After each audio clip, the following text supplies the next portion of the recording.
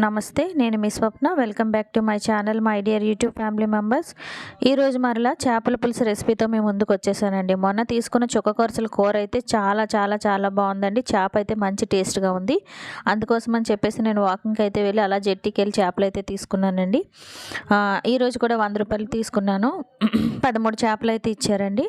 ఈరోజు మామూలుగా నార్మల్గా చింతపండు వేసి పులుసు అయితే చేశానండి. టేస్ట్ అయితే సూపర్గా ఉంది. మీరు కూడా ఒకసారి చూసి ట్రై చేయండి. అంతకన్నా ముందు నా ఛానల్ని సబ్స్క్రైబ్ చేయమని కోరుకుంటున్నానండి.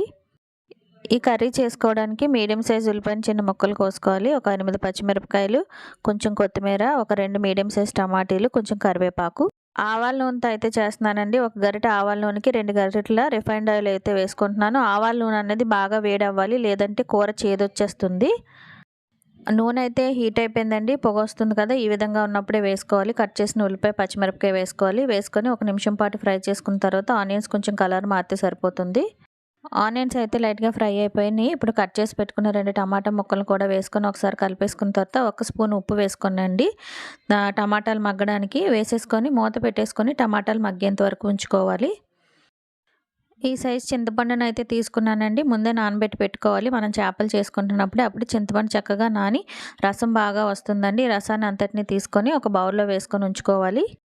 టమాటా అయితే బాగా మగ్గిపోయిందండి. ఒకసారి కలిపేసుకున్న తర్వాత ఇందులోని చేపల మసాలా పేస్ట్ వేసుకోవాలండి. మీరు ఏ చేపల మసాలా పేస్ట్ వాడితే అది వేసుకోవచ్చు, పౌడర్ కూడా వేసుకోవచ్చు. నేను చూపిస్తున్న స్పూన్ తోటి ఒక 2 స్పూన్లు అయితే చేపల మసాలా పేస్ట్ వేసుకొని పచ్చివాసన పోయేంత వరకు ఫ్రై చేసుకోవాలండి. మసాలా అయితే చక్కగా ఫ్రై అయిపోయిందండి. ఇప్పుడు ఇందులోని ఆల్రెడీ 1 స్పూన్ ఉప్పు అయితే వేసాను. ఇంకొక 2 స్పూన్లు ఉప్పు వేసుకుంటున్నాను. అలాగే మీకు కారం ఎంత తినాలనుకుంటే అంత వేసుకోండి. నేను ఒక 3 స్పూన్లు అయితే కారం వేస్తున్నాను. అలాగే చిటికెడు పసుపు వేసుకొని దీన్ని అంతటినీ బాగా కలిసేలా కలుపుకొని ఆయిల్ పైకి వచ్చేంత వరకు ఫ్రై చేసుకోవాలి. మసాలా అంతా బాగా కలిపేసుకున్నాం కదండి. ఇప్పుడు ఇందులోని తీసి పెట్టుకున్న చింతపండు రసాన్ని అంతటిని వేసుకొని బాగా కలిసేలా కలుపుకోవాలి. చింతపండు రసంతో పాటు ఒక 2 గ్లాసులు అయితే, చిన్న గ్లాసుతో 2 గ్లాసులు వాటర్ అయితే వేస్తున్నానండి. వాటర్ అన్నది మూత పెట్టుకొని బాగా మరిగించుకోవాలి. మూత అయితే తీద్దామండి. చూసారు కదా, పులుసు అయితే బాగా మరుగుతుంది. హై ఫ్లేమ్ పెట్టుకొని మరిగించుకోవాలి. ఎప్పుడైతే ఇలా మరగడానికి వచ్చిందో ఫ్లేమ్ సిమ్లో పెట్టుకొని మనం శుభ్రం చేసి పెట్టుకున్న చేపలన్నింటినీ ఇందులో వేసేసుకోవాలి. ఇలా వేసేసుకున్న తర్వాత అలాగే ఇందులోని మనం ముందుగా తీసి పెట్టుకున్న కరివేపాకు కూడా వేసేసుకొని దీన్ని అంతటినీ ఒకసారి పట్టుకొని ఈ విధంగా కలుపుకోవాలండి. గరిటె పెట్టకుండా మూత పెట్టేసుకొని హై ఫ్లేమ్లోని ఒక 10 నిమిషాలు ఉడికించుకోవాలి.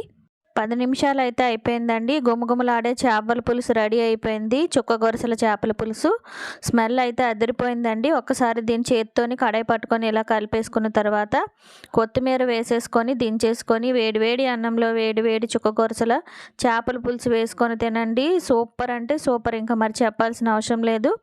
టేస్ట్ అయితే సూపర్గా ఉందండి. చేప కూడా చూసారు కదా, తొనల్లాగా చాలా బాగా వస్తుందండి. మనకి వంజనం ఏ విధంగా తొనలు వస్తుందో ఆ విధంగా వస్తుంది. మరి నేను చేసిన ఈ చుక్కకొరసల చేపల పులుసు మీకు నచ్చినట్లయితే ప్లీజ్ నా ఛానల్ లైక్ చేయండి, షేర్ చేయండి, సబ్స్క్రైబ్ చేయండి, బెల్ ఐకాన్ ప్రెస్ చేయండి. నా న్యూ రెసిపీస్ నోటిఫికేషన్స్ అనేవి మీకు వస్తాయండి. నన్ను నా ఛానల్ని సపోర్ట్ చేయమని కోరుకుంటున్నాను. అంతవరకు సెలవు. నమస్తే, నేను మీ స్వప్న. మరొక కొత్త రెసిపీతో మళ్ళీ కలుస్తాను.